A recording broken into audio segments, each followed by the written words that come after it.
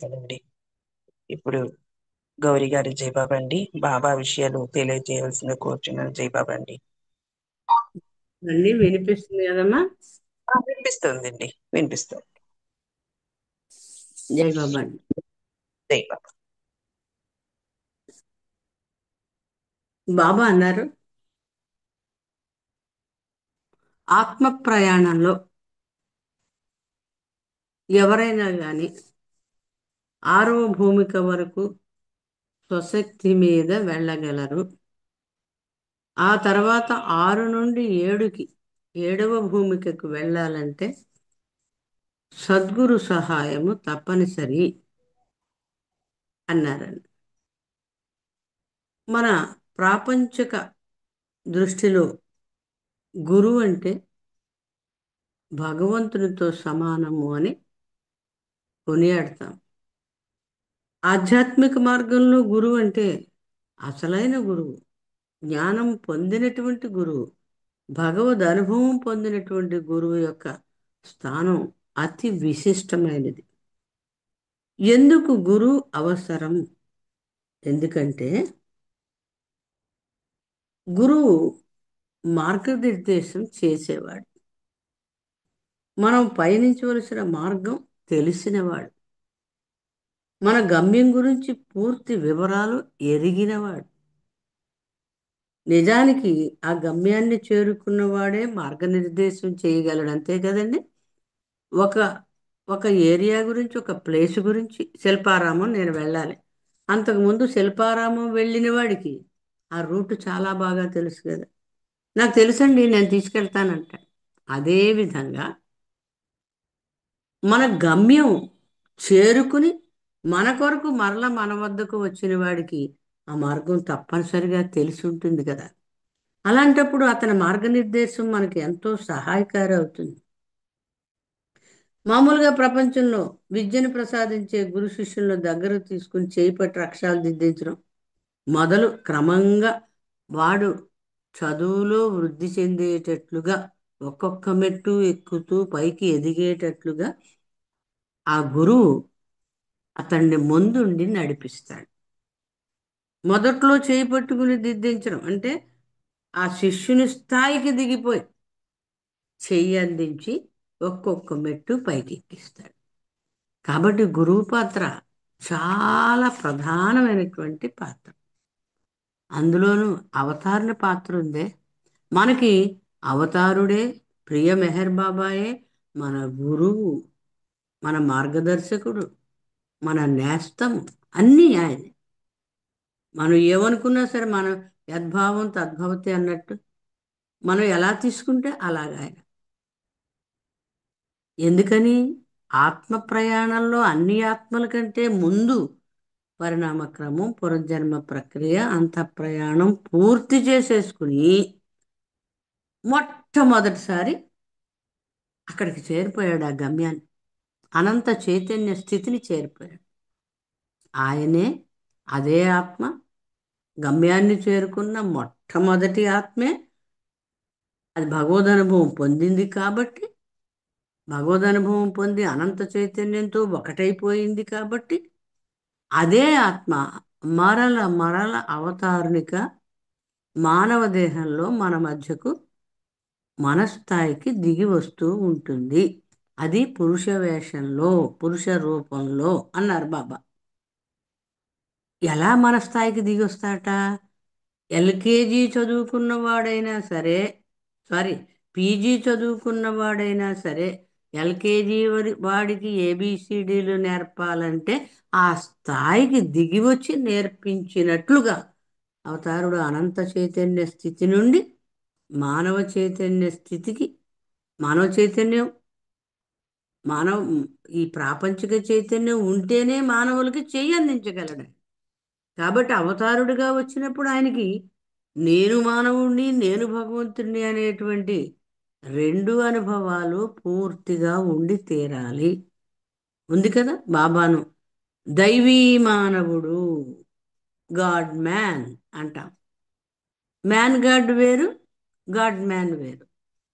God man is highest of the high.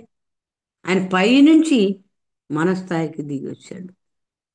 Man God అంటే ప్రయాణం చేసి ఆ ఆత్మ పరమాత్మ అయిందని. So God man is higher than man God. అయితే మనకు కనిపించని ఆ భగవంతుడు నిరాకారుడు, అంతటా అన్నింటా వ్యాపించి ఉండేవాడు. ఆ భగవంతుడు సాకార రూపంలో ఇప్పుడు ఈ యుగంలో మెహర్ బాబా అనే పేరుతో మన కళ్ళెదుట కనిపించి నడయాడి, మీరు ప్రయాణించవలసిన మార్గం నాకు బాగా పరిచయం, గమ్యం ఎక్కడో నాకు తెలుసు, రండి, నేను చూపిస్తాను మీకు దారి, సహాయం చేస్తాను అని చెయ్యి అందిస్తున్నాడు, పిలుస్తున్నాడు. ఆయన ఎలాంటి సహాయం అందించగలడట? మనల్ని ఈ జన్మ మరణ వలయం నుండి, మాయా బంధనాల నుండి, మాయలో ఉన్నటువంటి అజ్ఞానము నుండి బయట వేయగలడు, బయట పడవేయగలడు. ఆయన సత్తా అటువంటిది. జన్మ మరణాలు ఎన్నిసార్లు? 84 లక్షల జన్మలు మానవ రూపంలో తీసుకోవాల్సి ఉంటుంది. ఎన్నిసార్లు పుట్టాము? 84 లక్షలు అంటే అనేక జన్మలు. వాటి నుండి మనల్ని బయటపడేయగలడు. ఈ మాయలో లేనిది ఉన్నట్లుగా కనిపించే ఈ మాయని, దీని నుండి మన బయట పడేయగలడు. అజ్ఞానంలో మునిగి ఉన్నాం, ఈ అజ్ఞానం నుండి బయటపడేసి జ్ఞానం ప్రసాదించగలడు. అయితే బాబా చూపించిన మార్గం ఏమిటి? ప్రేమ మార్గం. చాలా మార్గాలు ఉన్నాయి. బాబా అయితే అతి సులువైన మార్గము ప్రేమ మార్గాన్ని సూచించారు. ఏమని చెప్పారు? మానవ రూపంలో ఉన్న భగవంతుణ్ణి, అనగా అవతారుణ్ణి ప్రేమించడం ద్వారా అతి త్వరగా జీవిత గమ్యాన్ని చేరుకోవచ్చు అన్నారు బాబా. అతి త్వరగా. చూసారా? అయితే ఈ గురువు ఏ విధంగా తన అనుచరునికి సహాయం అందించగలడు మొదట తెలుసుకుని, తర్వాత బాబా ఏ విధంగా మనకి సహాయపడగలరో చూద్దాం.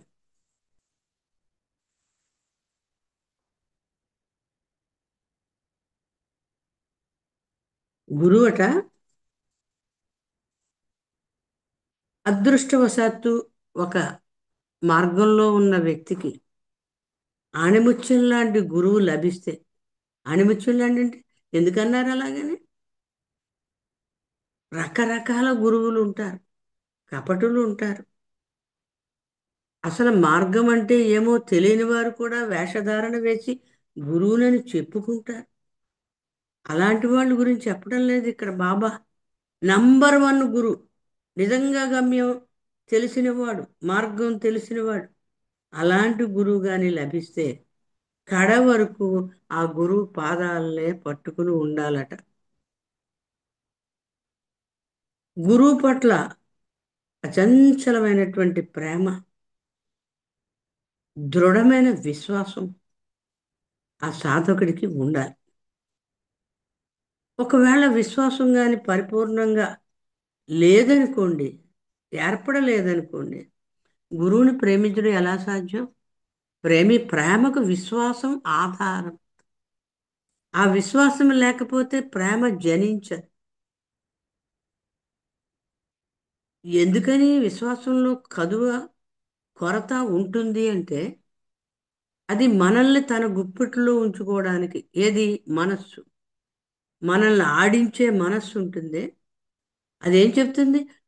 నువ్వు ఇతను అసలైన గురువు అంటున్నాడు, నిజమేనా? అసలు గురువేనా? అసలైన గురువేనా? ఇతను ఇతను నువ్వు పట్టుకోవడం వల్ల నీకేమైనా లాభం ఉందా? నిజంగా గమ్యం తెలిసినవాడా? ఇలాగా అపనమ్మకాన్ని క్రియేట్ చేస్తుంది. ఆ మనస్సుని గాని నియంత్రించగలిగితే, గురువుని విశ్వసించగలిగితే ప్రేమ ఆటోమేటిక్గా ఉదయిస్తుంది. అయితే గురువు ఏం చేస్తాడు? సాధకునికి ఎప్పుడూ కూడా సాయం చేయాలనే చూస్తాడు. అతను ఎప్పుడు రెడీగా ఉంటాడు. ఇతనికి ఈ ఈ శిష్యుల్లో ఏమాత్రం ఆధ్యాత్మికత పట్ల మొగ్గు చూపించినట్లు కనిపించినా గురువు మాత్రం చాలా సీరియస్గా పట్టించుకుంటాడు. వీడు మార్గంలోకి వస్తున్నాడు, దారిలోకి వస్తున్నాడు, వీడిని నేను పైకి తీసుకురావాలి, వాడిని ఎలాగైనా సరే గమ్యం చేర్చాలి అనేటువంటి తపన గురువులో ఉంటుందట. అలాగే సాధకుడు ఈ మార్గంలో ఏవైనా ప్రమాదకర పరిస్థితుల్లో చిక్కుకుంటే గురువు ఏం చేస్తాడు? కలుగజేసుకుని వాడు అట్లలో చిక్కుకుపోకుండా సాయం చేసి ముందుకు నడిపిస్తాడు. అయితే గురువుకి కొన్నాళ్ళు చూస్తాడు, ఈ శిష్యుడు బాగానే నా మాట వింటున్నాడు, నా దారిలోకి వస్తున్నాడు, వీడిని నేను పైకి తీసుకురాగలను అని నమ్మకం కుదిరితే వాడి మనస్సుని ప్రక్షాళన చేయడం అనే పని స్టార్ట్ చేస్తాడు. మనసే కదండి భగవంతుడికి మానవుడికి మధ్యలో అడ్డుగా ఉన్నది ఏమిటి? మనస్సు. మనస్సు అంటే ఏమిటి? నేను. నేను అంటే నా మనస్సే. ఆ మనస్సుని పరిశుద్ధం చేసే పెద్ద టాస్క్ని ఆయన తీసుకుంటాడు. ఎప్పుడు? వీడు గురువుని నమ్మి విశ్వసించి ప్రేమించడం మొదలుపెట్టాడు, ఆధ్యాత్మికత వైపు శ్రద్ధ కనపరుస్తున్నాడు అని అనుకున్నప్పుడు ఎప్- వాషింగ్ వాషింగ్ మొదలు పెడతాడు. బాబా అన్నారు కదా, I am the greater washer man అన్నారు. వాషింగ్లో రకరకాల ప్రాసెస్లు ఉపయోగిస్తారట. బట్టకున్న మురికిని బట్టి బాగా నూనె జిడ్డు ఉన్నదనుకోండి, బ్లీచింగ్ వేసి వేడి నీళ్ళల్లో పెట్టి పొయ్యి మీద పెట్టి ఉడికిస్తారు. లేదు మామూలుగా ఉందంటే వేడి నీళ్ళలో బ్లీచింగ్ వేసి నానబెడతారు. ఇంకా తక్కువ ఉంది మురికి అనుకుంటే వట్టి నీళ్ళల్లో సో ఏదో ఒక సోప్ పౌడర్ వేసి నానబెట్టి ఉతుకుతాడు. అవసరమైతే బండ మీద 2 సార్లు బాగుతాడు. అదే చాలా చాలా తక్కువ మురికి ఉందనుకోండి, కొద్దిగా తడిపేసేసి సబ్బు పెట్టి వాష్ చేసి ఆరేసి. ఇట్లాగా మనస్సుకు ఉన్నటువంటి మాలిన్యాన్ని బట్టి, మనసుకున్న మాలిన్యం అంటే ఏమిటి? సంస్కారాలు. ఆ మాలిన్యాన్ని బట్టి అతడు తన విధానాన్ని అమలు పరుస్తాడు. కానీ గురువు చాలా హార్ష్గా ఉన్నట్టు అనిపిస్తుంది ఒక్కొక్కసారి. ఒక చోట ఒక ఫారిన్ రైటర్ రాస్తారని, బాబా ప్రేమికుడు, నా ప్రియతముడు నన్ను గమ్యం చేర్చడానికి మార్గంలో కొరడా తీసుకుని నేను కుడివైపుకు వస్తే ఒక దెబ్బ వేశా, ఎడం వైపుకు వస్తే ఒక దెబ్బ వేశా, ఇలాగ కొట్టుకుంటూ కొట్టుకుంటూ చివరికి ఎక్కడికి తీసుకెళ్ళాడయ్యా? దాన్ని చూస్తే, ఆ స్వర్గాన్ని చూస్తే అప్పుడు అనిపించిందట, ఓహో, ఎంత అందమైన ప్రదేశానికి తీసుకురావడానికా నా ప్రభు అంత కఠినంగా నా పట్ల వ్యవహరించాడు అని. అదే విషయం ఇక్కడ బాబా చెప్తున్నారు. గురువు చేసిందంతా తన ప్రయోజనం కోసమే అని ఆ శిష్యుడు చివరికి తెలుసుకోగలుగుతాడు అంటున్నారు. ఇంకొకటి ఇందాక చెప్పుకున్నాం కదా, గురువు మనల్ని, శిష్యుణ్ణి ఈ మాయా జంజాటం నుండి బయటికి తీసుకొస్తాడు అని చెప్పుకున్నాం కదా. అయితే ఆ మాయా జంజాటం నుండి బయటికి తీసుకురావడానికి మాయనే ఉపయోగిస్తాడట. ఎట్లాగా? ఒక చిన్న అల్మారా ఉంది ఒక ఇంట్లో. కుర్రాడు ఆడుకుంటూ ఆడుకుంటూ వెళ్ళి అల్మారాల్లోకి దూరేశాడు. చిన్నది, కానీ బయటికి రాలేకపోతున్నాడు.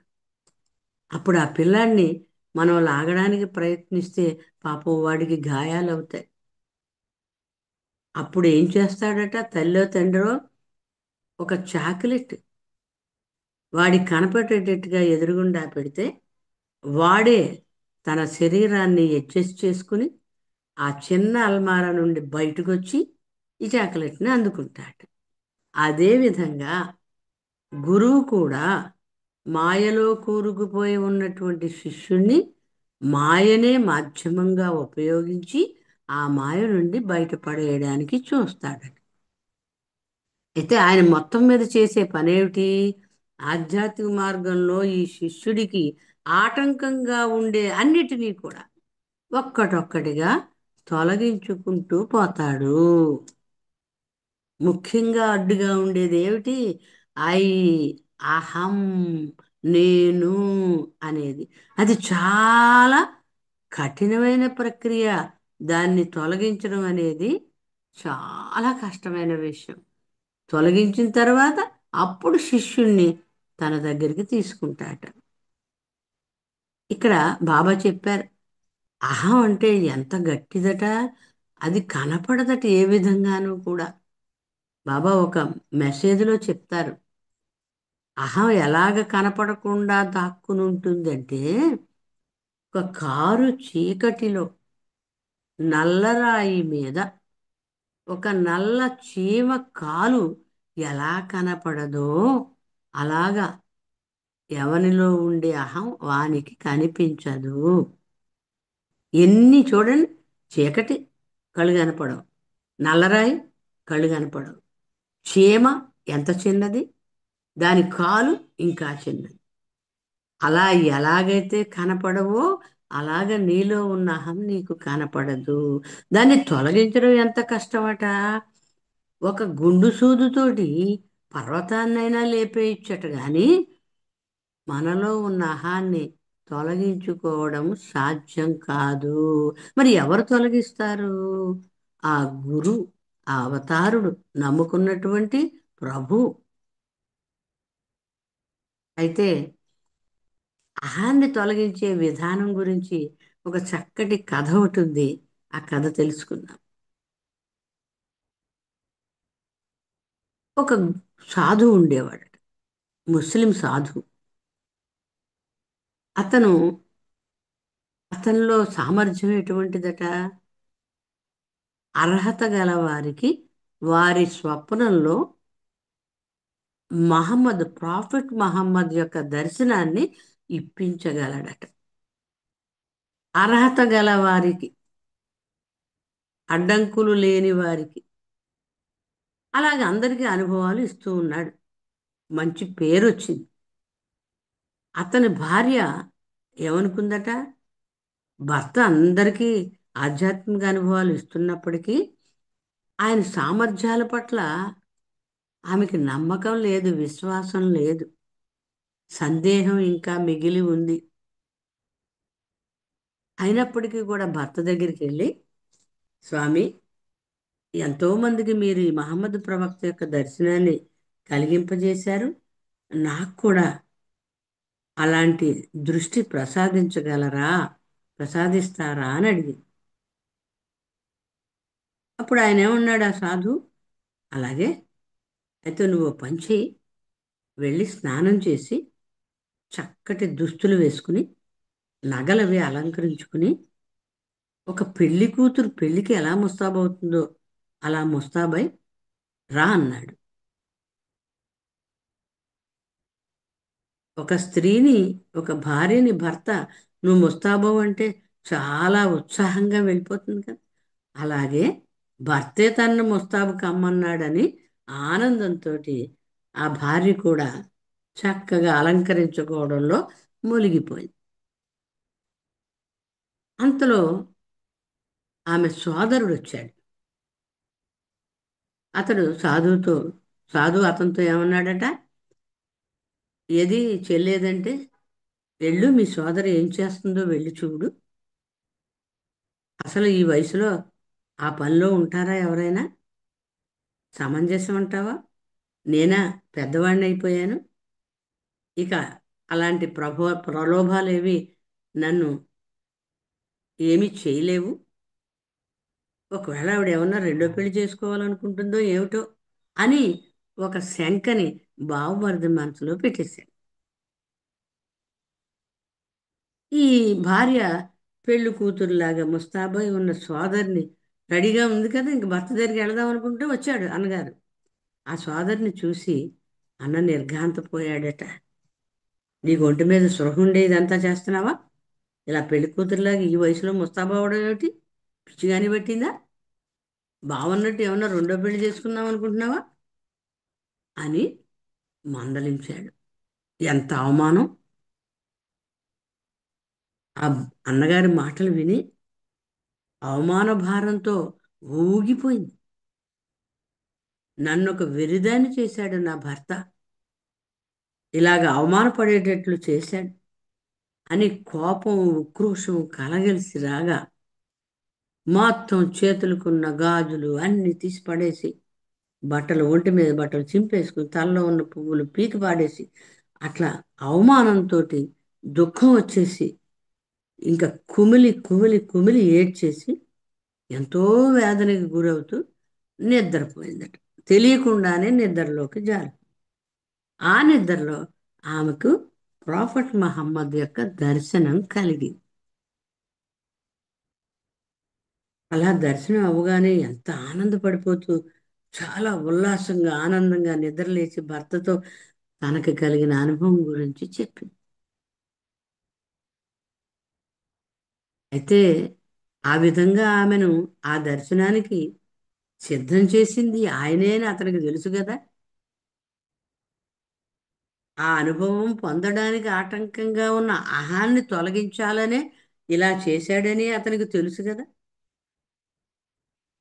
అప్పుడు అన్నాడు, నిన్ను ఆ దర్శనానికి అర్హురాలిగా చేయాలనే నిన్ను ఆ విధంగా ఆట పట్టించాను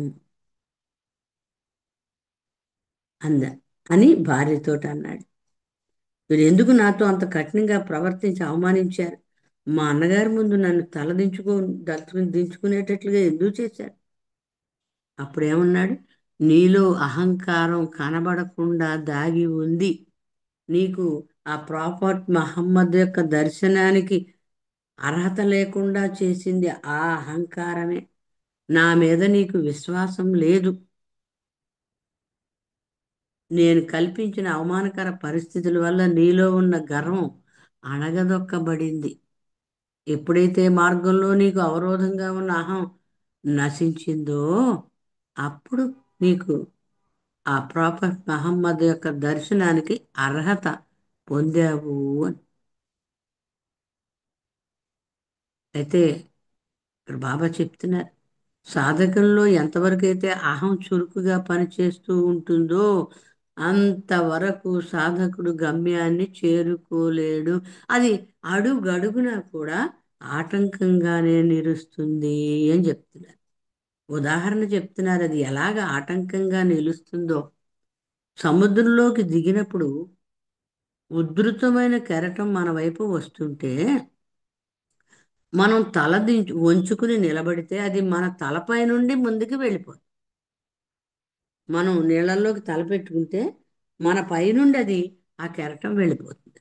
అదే తల పైకెత్తి నిలబడితే ఆ కెరటం మనల్ని తోసేసి కింద పడేస్తుంది. అదేవిధంగా మనం ప్రభు ఎడల వినయంతో వ్యవహరించినప్పుడు ఆయన సహకారం పొంది మార్గంలో ముందుకు వెళ్తాము.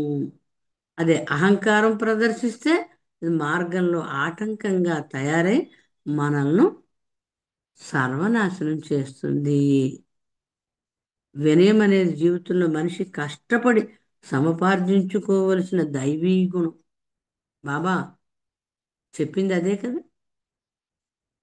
తగ్గి ఉండమన్నాడు, ఒదిగి ఉండమన్నాడు. అప్పుడే ఐ అనేది లేకుండా ఉంటుంది. ఐ తగ్గడానికి బలహీనపడడానికి కారణం అవుతుంది. ఇది ఎలా సాధ్యం అంటే అభ్యాసం, కృషి. దాన్ని తగ్గించుకునే ప్రయత్నం చేస్తేనే అది తగ్గుతుంది. అహంకారం ఉన్న మనిషి తాను గొప్పవాడిని కావాలనుకుంటాట.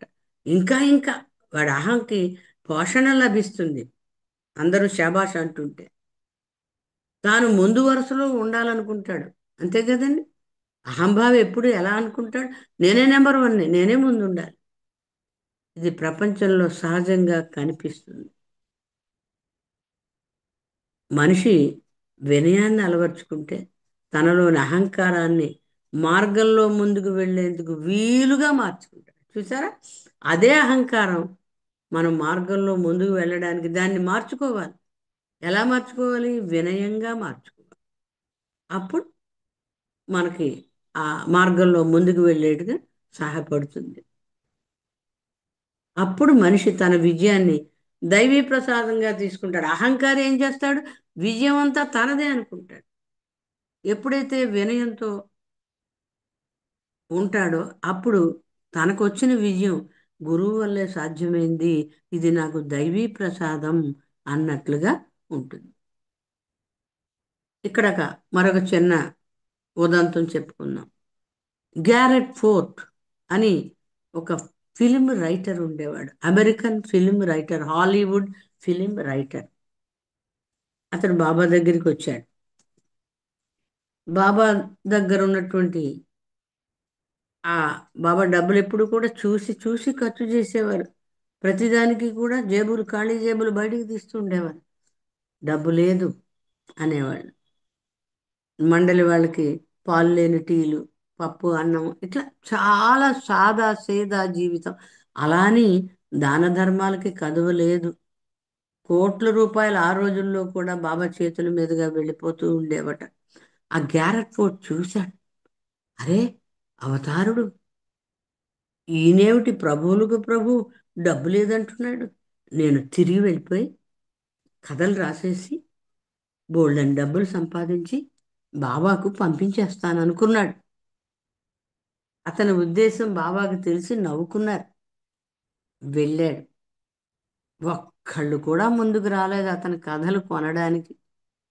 అతని పరిస్థితి ఎలా తయారైందంటే పాపం లైవ్లీహుడ్ కోసం బాబా డబ్బులు పంపే స్థితికి దిగజారింది. అప్పుడు బాబా అతనికి ఒక ఉత్తరం రాశారట. ఆ ఉత్తరంలో ఏం రాశారు?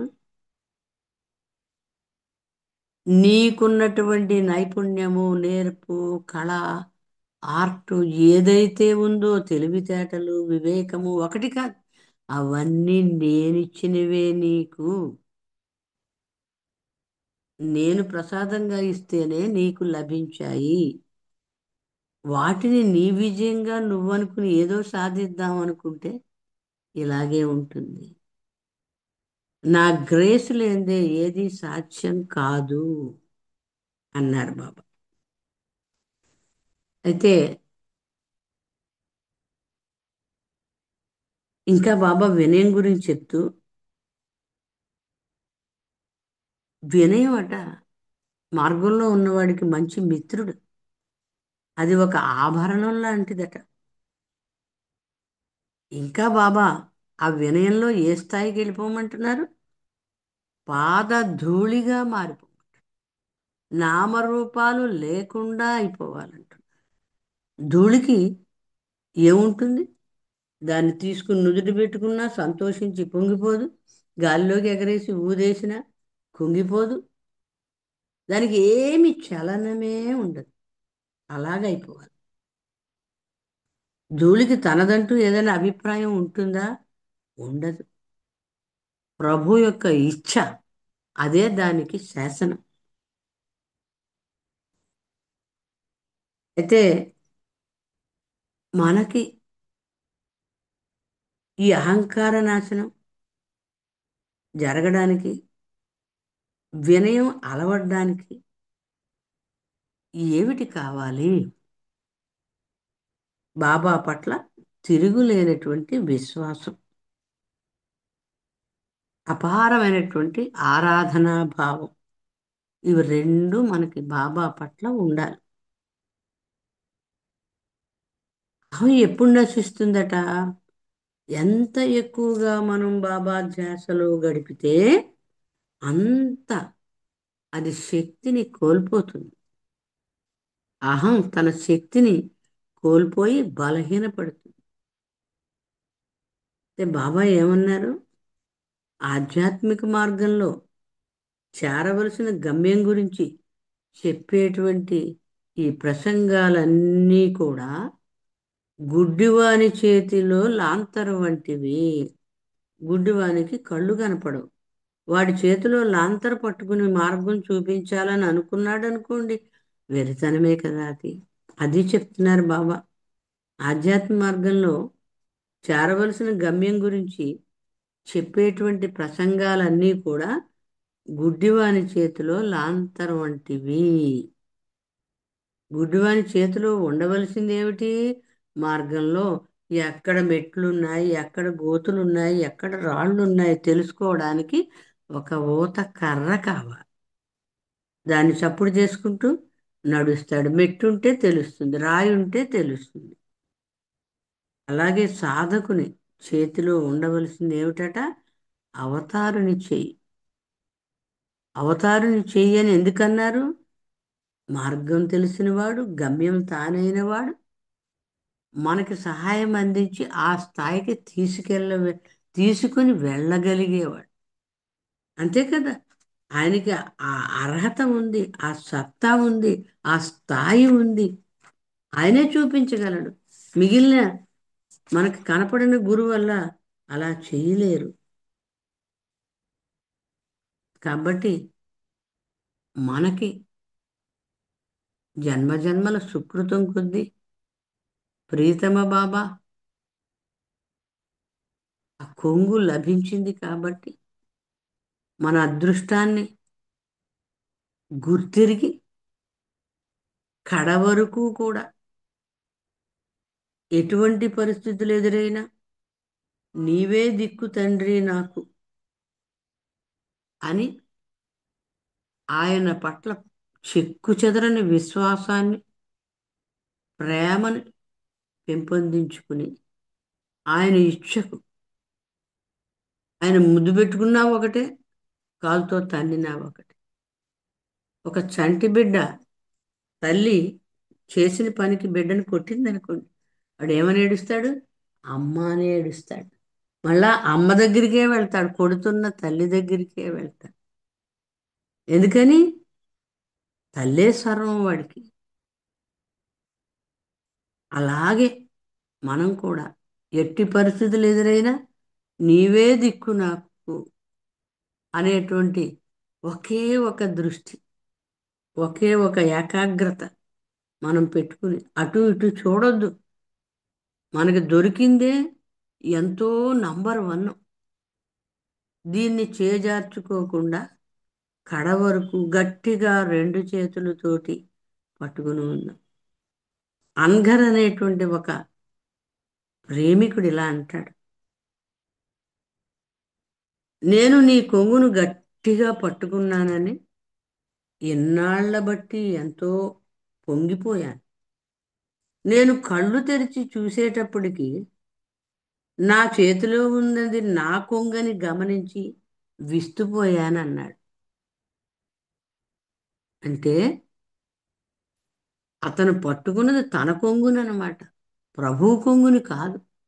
బాబా అన్నట్టుగా నా కొంగు జారుడు స్వభావం కలది అన్నారు బాబా. అంటే పరిస్థితులు ఎలా వచ్చేస్తాయంటే వదిలేయడమే నీకు సరైంది అనిపిస్తుంది. ఆ పరిస్థితి వచ్చినా సరే మనల్ని రక్షించేది ఆయన పట్ల ఉన్న విశ్వాసం ఒక్కటే, ప్రేమ ఒక్కటే. కాబట్టి ఆ విశ్వాసాన్ని, ఆ ప్రేమని రోజు రోజుకి వృద్ధి చేసుకుంటూ వాటిని చెక్కు చెదరనీయకుండా నిశ్చలంగా ఉండేటట్లుగా మనం ప్రయత్నం చేయాలి. కృష్ణుడు అన్నాడట అర్జునుడితో స్వయంవరంలో, కృష్ణ పైకి చూడు, ఆ చేప ఉందే, ఆ చేప కన్నుని ఈ కింద ఉన్న తటాకంలో చూసి కొట్టాలి. ఎక్కడా ఏకాగ్రత పోనివ్వకు, నీ దృష్టి అంతా అందు మీదే పెట్టు, నేనున్నాను నీ కూడా, అధైర్యపడకు అన్నాడు. అన్నీ నేనే చేస్తే నువ్వేం చేస్తున్నావు కృష్ణ అన్నాడు. అప్పుడు కృష్ణుడు ఏమన్నాడు? ఆ క్రింద నువ్వు ఆ ప్రతిబింబం చూడడానికి నీరు కదలకుండా చేస్తానురా. నీరు కదిలితే ప్రతిబింబం కనిపించదు కదా. అలాగే ప్రభువు కూడా మనల్ని ఏ పరిస్థితుల్లోకి ఆయన తీసుకెళ్ళినా సరే ఆయన అక్కడ ఉన్నాడు అనేటువంటి స్పృహ మనకు ఉండాలి. నేను ఒంటరిని కాదు, ఆయన నాతో ఉన్నాడు, సదా నాతో ఉన్న. బాబాయ్ ఎంత సింపుల్గా చెప్పారండి. Make me your constant companion అండి. ఇలాగలాగా నన్ను ఒక మందిరంలో బంధించి రోజు పూజ పొద్దున సాయంత్రం పూజ చేయమని చెప్పలేదు ఆయన. నీతో ఒక పార్ట్ చేసేసుకోరా నన్ను. మనిద్దరం వేరు వేరు కాదు. నీ శ్వాస కంటే దగ్గరగా ఉన్నాను. నిన్ను నువ్వు ప్రేమించుకునే కంటే ఎక్కువగా ప్రేమిస్తున్నాను నేను. చూడండి ఏ స్థాయికి ఆయన దిగొచ్చాడు. ఎందుకని? ఆయనకి ఏమన్నా అవసరమా? కాదు. మన కోసం, మనల్ని ఉద్ధరించడానికి, మనల్ని గమ్యం చేర్చడానికి, మన అజ్ఞానం నుండి మనల్ని బయటపడేయడానికి. ఇలా ఎన్నిసార్లు పుడతావు చస్తావురా, నేను నీకు సహాయం చేస్తానని చెయ్యి అందించడానికి వచ్చి ఆ చెయ్యిని అందుకుని ఆయనతో పాటు అడుగులేస్తూ గమ్యం వైపు కదిలే ప్రయత్నం మన అందరం కూడా చేద్దాం. అవతార్ మెహర్ బాబా కీ జై. జై బాబా. జై బాబా అండి గౌరీ గారు. జై బాబా. చాలా మాకు తెలియచేశారు. గమ్మని చేరే మార్గంలో ఆ గురువు గాని అవతారు మనకంతా ఒకటే కాబట్టి అతను తీసుకొని పోయే మార్గంలో మొత్తము విశ్వాసము ఖచ్చితంగా ఉండాలని, అతను ఇచ్చే మన ఇచ్చగా భావించి అలానే అడుగులు వేయాలని, ఎన్ని అవాంతరాలు వచ్చినా తన కొంగు వీడకూడదని చాలా చక్కగా మంచి విషయాలు తెలియజేశారండి. మీకు హృదయపూర్వక ధన్యవాదాలండి జై గౌరీ బాబా. గారు. జై జై. ఇప్పుడు మళ్ళీ సంకీర్తనలోకి వెళ్దాము. జయశ్రీ గారు జై బాబా సంకీర్తన చేయండి. జై బాబా. రాఘవన్ గారు.